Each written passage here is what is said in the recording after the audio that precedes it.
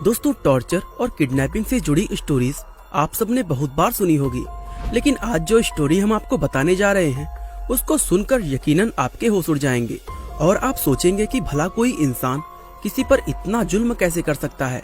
दोस्तों, ये कहानी 20 साल की एक ऐसी लड़की का है जिसको न सिर्फ किडनैप किया गया बल्कि उसका ब्रेन वॉश करके उसको एक सेक्स स्लेव बना दिया गया और 7 साल तक लगातार उसको एक ताबूत के अंदर बंद करके रखा गया।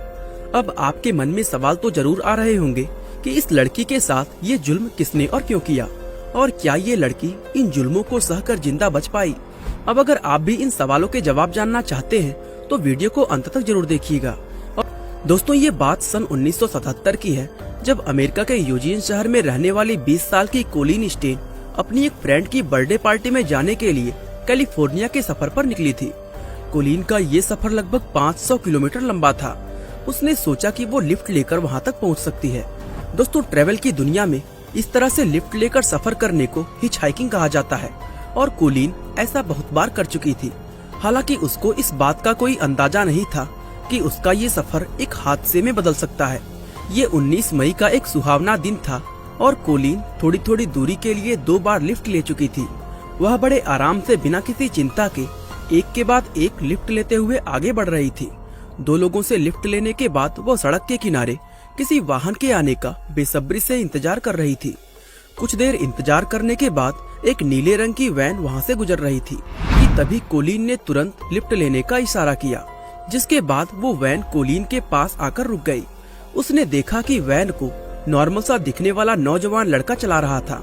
इस व्यक्ति को देखकर कोई भी ये अंदाजा नहीं लगा सकता था कि इस भोली शक्ल के पीछे कितना बड़ा हैवान छिपा होगा।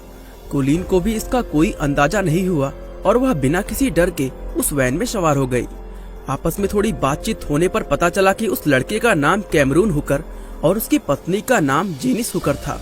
उस समय कैमरून की उम्र 23 साल और उसकी पत्नी जेनिस की उम्र सिर्फ 19 साल थी। साथ ही उन दोनों ने लव मैरिज की थी और वह कैलिफोर्निया के रेड ब्लफ में रहते थे। असल में कैमरून एक साइकोपैथ था जिसको जवान लड़कियों का यौन शोषण करने, उनको मारने पीटने और टॉर्चर करने से खुशी मिलती थी।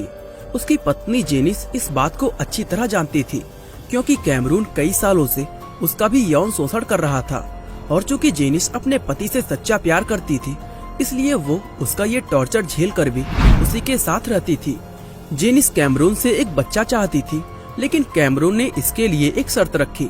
उसने कहा कि वो उसको बच्चा पैदा करने की अनुमति तभी देगा जब उसकी पत्नी उसके लिए एक नौजवान और खूबसूरत लड़की को किडनैप करने में उसकी मदद करेगी। साथ ही कैमरून ने अपनी पत्नी से वादा किया कि वह उस लड़की से कभी भी शारीरिक संबंध नहीं बनाएगा और इस कंडीशन पर जेनिस अपने पति के लिए एक स्लेव गर्ल ढूंढने के लिए राजी हो गई थी।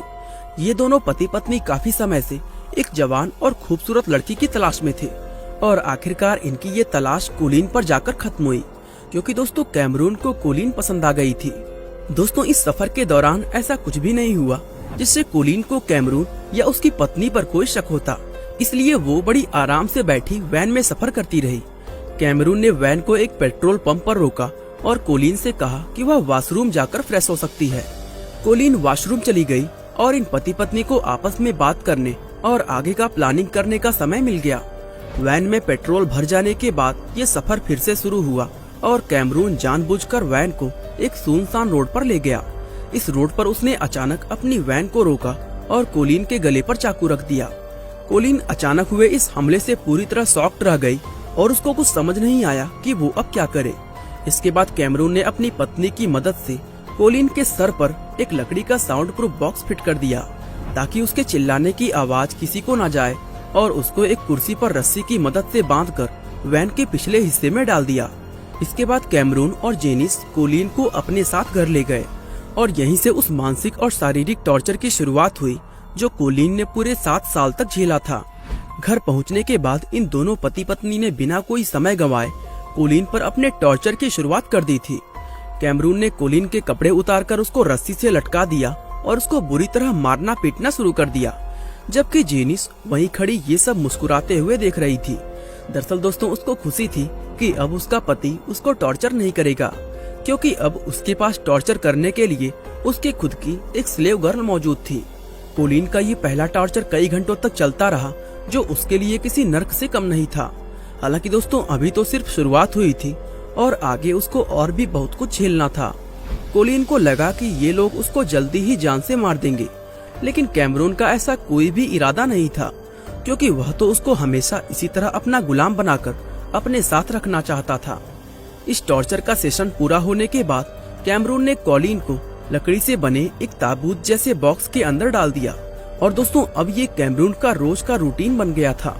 वो हर रोज कोलिन को फिजिकली, मेंटली और सेक्सुअली टॉर्चर करता और इसके बाद वो उसको ताबूत के अंदर कैद कर देता। आपको जानकर बेहद हैरानी होगी कि हर रोज कोलिन अपने दिन के लगभग 23 घंटे उस ताबूत के अंदर रहकर बिताती थी। दोस्तों अब ताबूत ही उसकी दुनिया बन चुकी थी। कोलिन के साथ ये टॉर्चर कई साल तक लगातार चलता रहा और अब वह कैमरून के सामने पूरी तरह सरेंडर कर चुकी थी। शुरुआत में कैमरून उसके मुंह को बांध कर रखता था ताकि उसकी आवाज बाहर पड़ोसियों तक ना जाए, लेकिन अब कोलिन के दिल और मन में कैमरून की ऐसी दहशत बैठ गई थी कि वह अपना मुंह खुले होने पर भी एक आह तक बाहर नहीं निकालती थी। दोस्तों वो मानसिक रूप से पूरी तरह टूट चुकी थी और यही कैमरून भी चाहता था, क्योंकि ऐसा होने पर ही वह उसको अपनी स्लेव गर्ल बना सकता था। एक तरफ कोलिन ये सब टॉर्चर झेल रही थी और दूसरी तरफ उसके माता पिता उसकी तलाश करते करते थक चुके थे। उन्हें तो ये भी पता नहीं था कि उनकी बेटी जिंदा भी है या नहीं। इसके बाद जब कोलिन मानसिक रूप से पूरी तरह टूट गई, तब कैमरून ने अपनी दूसरी चाल चली। दरअसल वो कोलिन के पास एक कॉन्ट्रैक्ट लेकर आया जिसमें लिखा था कि कोलिन अपने आगे की पूरी जिंदगी कैमरून की सेक्स स्लेव बनकर रहेगी। साथ ही उसका अपने ऊपर कोई अधिकार नहीं होगा और वह सिर्फ वही करेगी जो कैमरून उसको करने को कहेगा। कैमरून ने कोलिन से जबरदस्ती वो कॉन्ट्रैक्ट साइन करवा लिया और साथ ही उसने उसको ये भी बताया कि ये कॉन्ट्रैक्ट द स्लेव कंपनी नाम की एक एजेंसी जारी करती है और अगर कोई व्यक्ति इस कॉन्ट्रैक्ट को तोड़ता है तो एजेंसी के लोग उसके पूरे परिवार को मौत के घाट उतार देते हैं। इस तरह की बातें करके उसने कोलिन को ये यकीन दिला दिया कि वह कानूनी तौर पर उसकी स्लेव बन चुकी है और अगर वो अपने परिवार की सलामती चाहती है तो उसको पूरी जिंदगी इसी तरह उसकी गुलाम बनकर बितानी होगी। अपने ऊपर कई सालों से हो रहे टॉर्चर ने कोलिन को एक परफेक्ट स्लेव बना दिया था। अब वो कैमरून का शोषण झेलने के साथ ही उसके घर की साफ सफाई भी करती थी। कैमरून ने कोलिन के माइंड पर अपना इतना कंट्रोल कर लिया था कि अब वो उसको घर के कामों से बाहर भी भेज दिया करता था, क्योंकि वो जानता था कि कोलिन उसको छोड़कर कभी भाग नहीं सकती। दोस्तों आपको जानकर काफी हैरानी होगी कि उसने कोलिन को उसके घर अपने माता पिता से मिलने के लिए भी भेजा था और एक बार तो वह खुद भी कोलिन का बॉयफ्रेंड बनकर उसके साथ उसके घर गया था। इसके अलावा अब कैमरून ने कोलिन को जॉब करने का परमिशन दे दिया था। कैमरून अपने इस पूरे गेम के दौरान अपनी पत्नी जेनिस को पूरी तरह भूल गया था और ये चीज जेनिस को बहुत ज्यादा परेशान कर रही थी। साथ ही उसने अपनी पत्नी से किया वो प्रॉमिस भी तोड़ दिया था जिसमें उसने कहा था कि वह कोलिन के साथ कभी शारीरिक संबंध नहीं बनाएगा। ये सब इसी तरह चलते चलते 7 साल का समय बीत चुका था और अब जेनिस के बर्दाश्त करने की हद पूरी हो चुकी थी। इसलिए उसने अपने पति से बदला लेने और ये सब खत्म करने की ठान ली। वो कैमरून की गैर मौजूदगी में कोलिन से मिली और उसको बता दिया कि जिस कॉन्ट्रैक्ट को सच मानकर वह कई सालों से उसके पति की स्लेव बनी हुई है, वो असल में पूरी तरह नकली और फर्जी है और साथ ही द स्लेव कंपनी नाम की कोई एजेंसी इस दुनिया में नहीं है। ये सब कुछ बताकर उसने कोलिन के वहाँ से भागने में उसकी पूरी मदद की और आखिरकार 7 साल बाद कोलिन कैमरून के चंगुल से निकलने में कामयाब हो पाई।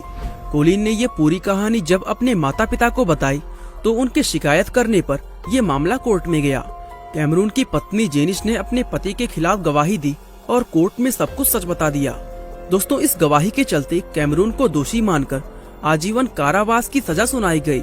वैसे कोलिन को कोर्ट में इंसाफ तो जरूर मिल गया था, लेकिन इस घटना के बाद उसकी जिंदगी फिर कभी पहले जैसे नहीं हो पाई। बाकी दोस्तों आज के लिए बस इतना ही। इस घटना के बारे में आपका क्या राय है हमें कमेंट करके जरूर बताएं। वीडियो अच्छा लगा तो लाइक, शेयर और सब्सक्राइब करना बिल्कुल ना भूलें। आपका बहुमूल्य समय देने के लिए बहुत बहुत धन्यवाद।